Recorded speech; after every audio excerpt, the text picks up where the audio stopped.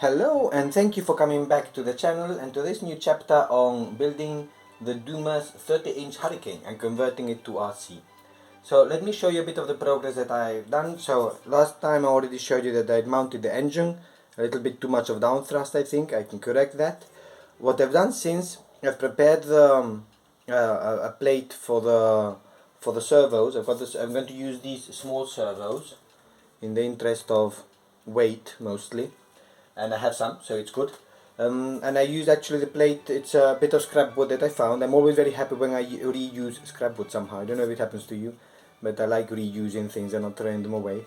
I still haven't glued it in. I did manage somehow to design it that I can squeeze it in, and I believe it's at the right height, and that's why I haven't glued it in, because if it isn't at the right height, then I might need to change it.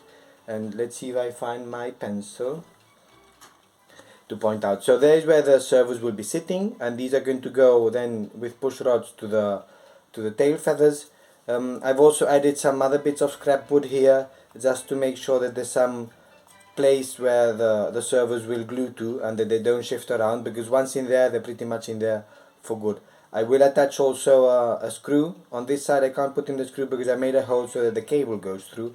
So, but anyhow, that's a little bit of fun contraption that I built, and that's for the fuselage. And as the servos will be controlling the tail feathers, what I've started to do already, I've started to build the rudder, the fin and rudder. Now here's the glue. I have to move things around.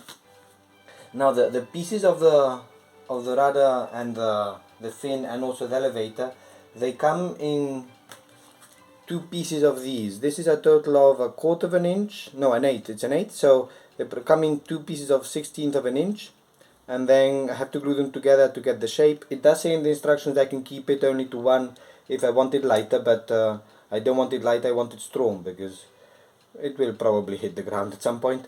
So I am doing it with a laminating of two pieces. These are now for the elevator, so I have to glue them and let them set. And I've already started to do the tail fin, and I did it a few hours ago, so I hope that this is set. I do need to put in some modification because the original model is for rubber, or the original design is for rubber and fixed surfaces, but of course I want to put in there the movable surfaces, so I'm putting in a little bit of a modification so that I can actually move the surfaces. So this is going to be the fin. Let's see if it comes out. So that's the fin, that's the structure of the fin. Then the next step will be to sand it, and at some point also I'll need to cut that off probably, and start to design. Then the next thing is to design the moving part, so the rudder itself. My first impression, maybe not for you, but my first impression is that it's very big. But of course it is needed for a model this size. I'm not used to this size, and that's the thing. So that's going to be sitting, you can't see it, right? Let's see, it's so big. That's going to be sitting somewhere here. So, but that's going to be then the putting it together. I will put it together probably early on to make sure that that I have it straight, and that I know where the control rods are going to go. But anyhow, that's the fin. The next is going to be then the rudder, and then I'm also preparing the pieces for the elevator, for the stabilizer and the elevator, and all that will come together. Then some sanding and tissue covering. I think I'll probably do the tissue as I go along, so as not to have to do all the tissue then at the end before the assembly. So it'll also be tissue covering. Anyhow, follow along on this one and I'll show you the progress. And here I am with some progress. So as you can see, I've put together all the pieces. There's the fin and the rudder.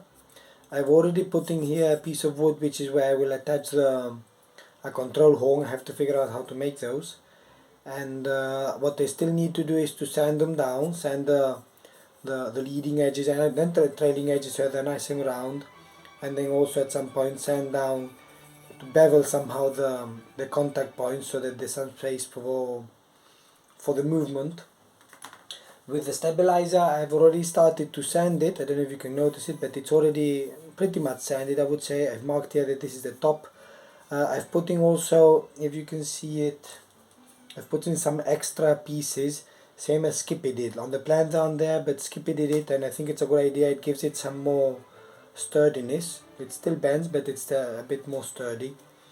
And also then the gussets, I've put in the gussets, which I think it's good. And with the elevators, or the elevator at the moment, also I'm putting a piece of wood for the horn, and I've put it all together, but I'm going to do the same as Skippy did, because like this, if it's sitting, let's see if I can show you, if it's sitting like this on the end of the fuselage, it's not going to be able to turn. So I'm going to, once I sand it down and it looks nice and sanded, I'll need to basically cut off this piece, basically from here to here, and replace this with a piece of wire that is going to be narrow enough, thin enough, so that it allows the elevator to go up and down. So I'll do some sanding now. It's got quite a lot of sanding to do, and then I'll do the cutting, and with that the tail surfaces will be almost ready, at least the structure. And an update on the tail surfaces. With the elevator, I've done what I'm doing what Skippy has done. So I've putting a wire in here. As it's somehow angled out, it's not so easy just to make holes and stick it in. So on the one side I managed to make a hole. That was a big battle. I even tried from both sides. You can't see it. And this one I dug in a groove and put it in there. It's a little bit crooked, but this is not going to be the hinge. This is just the connector between the two elevators. Actually, it's going to be traveling like this, I believe. I want it. Yeah. Sorry, no, it's going to be like this, So what I have to do now is cut this off so that this sits on the rear part of the fuselage and will be able to turn up and down. And I still need to sand down, bevel down a bit of the connecting side so that there's space for the movement. And then I'll probably do the tissue covering. Let's see how that goes. And still battling the tail surfaces, while I was sanding the elevator, it broke. I squeezed it basically when I was sanding it, so I had to fix it up again. And I did put also some more strengthening struts here, or pieces of wood, somehow to mimic the same as I have then on the stabilizer. So I know I think Skippy didn't do it, but as I broke it in my clumsy hands, and I thought it's probably too weak, so it's needed.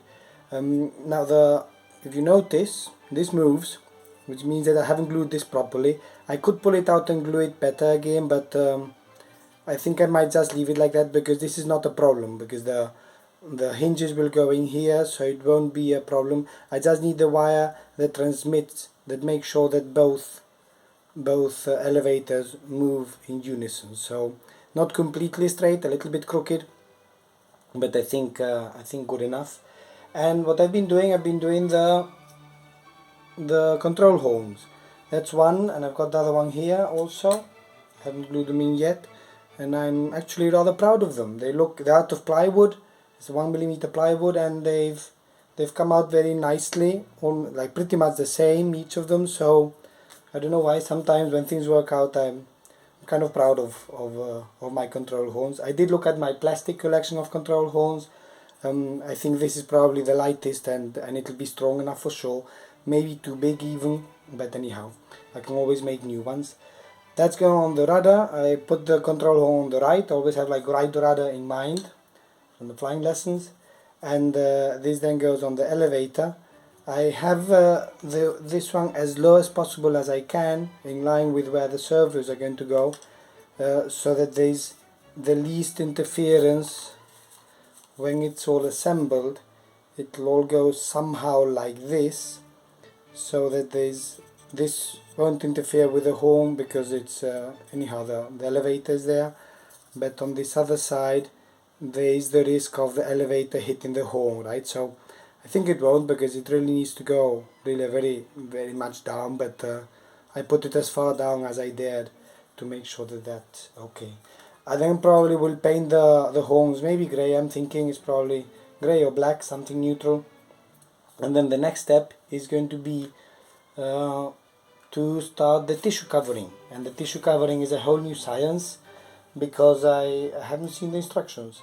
I do have three colors of tissues. I have grey, I have green, and I have brown to do the camouflage. And grey will go on the bottom. That's easy enough, so I'll cover the elevator or the stabilizer bottom side. It'll be grey, and also for the elevator the bottom sides will be grey. Then the top, I'm thinking of doing it like I did the Spitfire some time ago. I'll do it all green and then cut out the markings in brown and put it on top. I'm not sure that's how it's supposed to be or the other way around, because with the camouflage markings, as they don't fit to the structure, I can't just stick like tissue, two colored tissue across one frame. So I'll do it all green on one side, and then maybe I don't know if later, maybe directly already try to get the brown markings already on. So that's then the next step. So the tissue will come out, and then hopefully soon I'll be able to already work also on installing the servos and the push rods. We're going to need probably some piece of wood in the middle to make sure that the rods don't bend. So that's going to be then the next step. And some progress on the tail feathers. So I've put the tissue on. I've also glued in I've used hinges. I've used the like fishing line. This is the idea from Cliff. And I've also traced out, like designed a little bit on my own the camouflage scheme. I have changed my mind. Originally I was going to do it green and then cover with brown tissue, but in the kit there's twice as much brown tissue as there is green, so I understood the message that first I have to cover it with brown and then use the green. And I think it's looking okay. It's a bit wrinkly here and there, but I think it's looking okay. Here's also the tail, the fin and the rudder, which I think is looking okay. And what I still have to do, I have to shrink it. Basically, I put my water glue mix over everything so that it's shrunk and as protected as possible. And then I have to at some point start to work on putting in the push rods, because that was the whole point of it, right? So the servos will go there. I've put in a piece of wood. It's not glued in, but I put it in there so that it holds the push rod, that it doesn't bend. And then hopefully at some point I have to close off the video also, because this is dragging on. It was going to be about the push rods and it turned out to be about the tail surfaces. Just to show also, I've also tissued the battery hatch, and I've put I think 2 layers of water glue mix on it. I think it's okay. It's for sure not perfect, but for my standards I think it's not bad. So let's see if I install the push rods one way or another, and I close off the video. And it's time for the final wrap up. So the whole activity with building the tail surfaces, so elevator and stabilizer and elevator, fin and rudder, was actually to be able to locate where the push rods would be. I could have probably done it without it, but anyhow it was work that had to be done, so not work, like part of the building that had to be done, so I think it's okay. I have put in the servos just with a screw. I haven't fixed them in completely, just in case I need to move them out. And on the left here I have the servo that's going to guide the elevator, and I've left the cable, the push rod, I don't know if you can see it, a little bit longer so that there's enough space to bend it. And then on the other side, on the right, I have it for the rudder, so it should be long enough, I really hope. I've put in these bends to be able to trim the push rod and the surface once it's built. Let's see how it goes, because I won't be able to reach so easily to the servos, though maybe to the cables.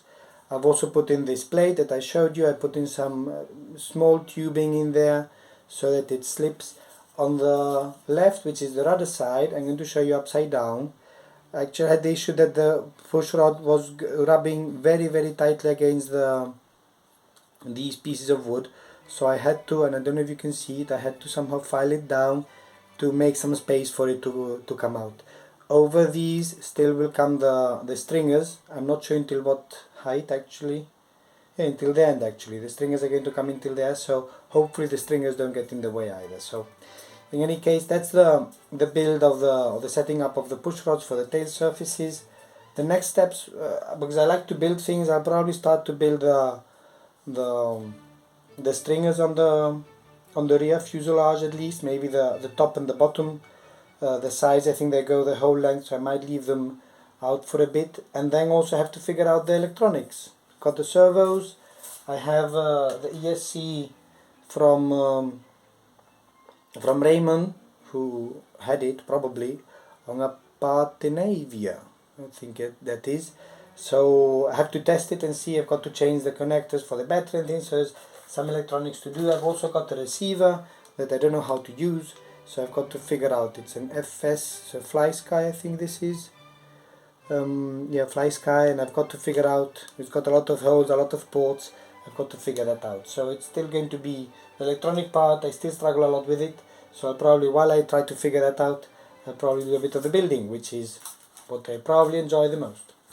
In any case, as usual, thank you very much for watching and for following along and all your comments, and I'll see you next time.